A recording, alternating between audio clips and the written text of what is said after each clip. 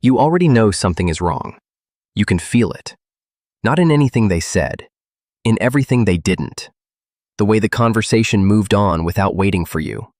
The invitation that existed, just not for you. The eye contact that stopped landing. You noticed all of it, and you filed it under, maybe I'm imagining things.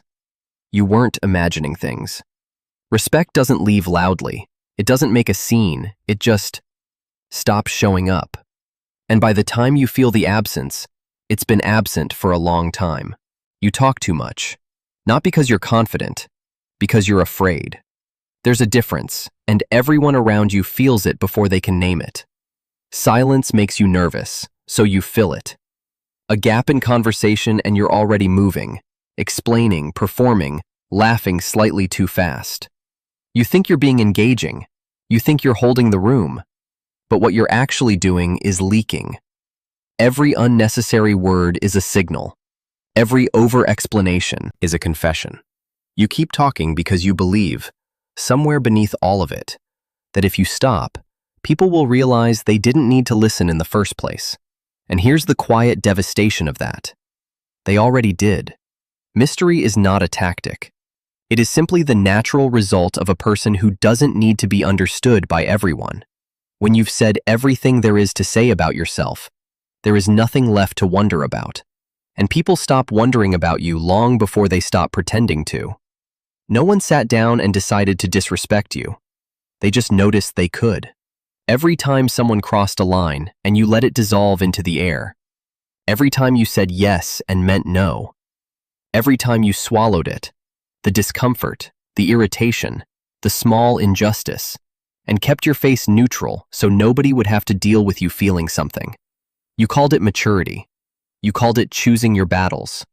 What you were actually doing was writing the manual. You handed it away in installments. Quietly. Patiently. One moment of silence at a time.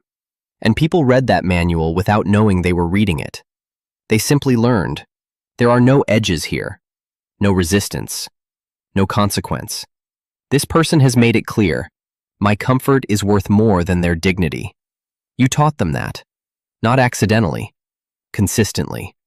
Watch what you do when they make a joke at your expense. Watch yourself. Before you've even processed it, before you've decided how you feel, you laugh. First. Loudly. Just to make sure it doesn't turn into something worse. Just to show you're in on it. You can take it. You're not sensitive. You're cool. You're fine. And they noticed. And something got confirmed.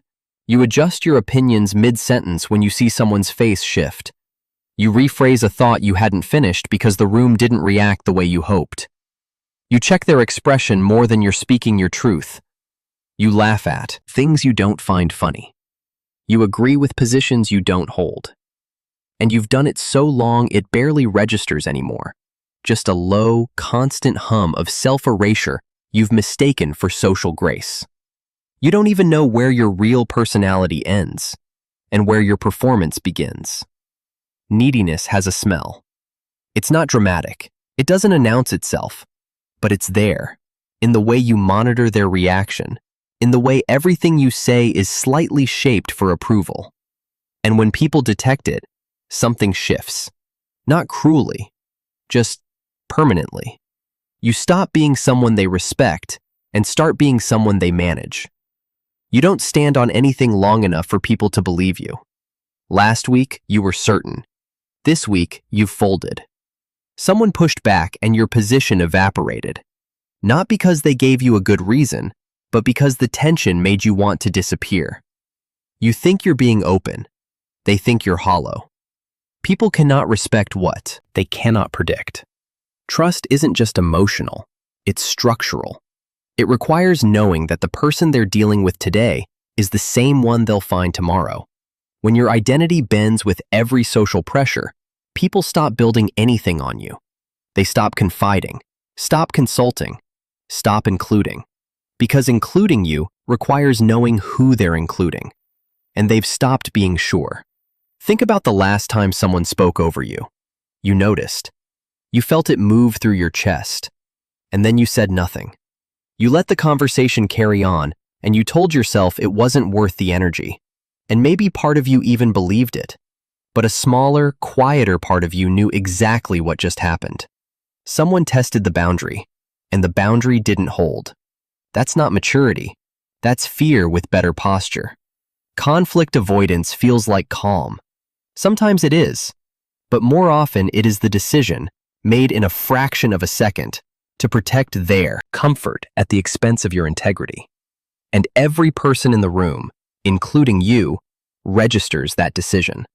Not consciously, somewhere older than thought. You are not someone who holds the line. They know it. Now you do too. You are too available. You respond immediately. You rearrange your life when someone asks. You are never too deep in something to surface for them. You think this signals loyalty. What it signals is that nothing in your life is more valuable than their attention right now. People with full lives are hard to reach, not as performance, but as simple fact. They are somewhere. You are always here, waiting. And waiting people get treated like waiting rooms, necessary sometimes, never cherished. Here is the part that will stay with you.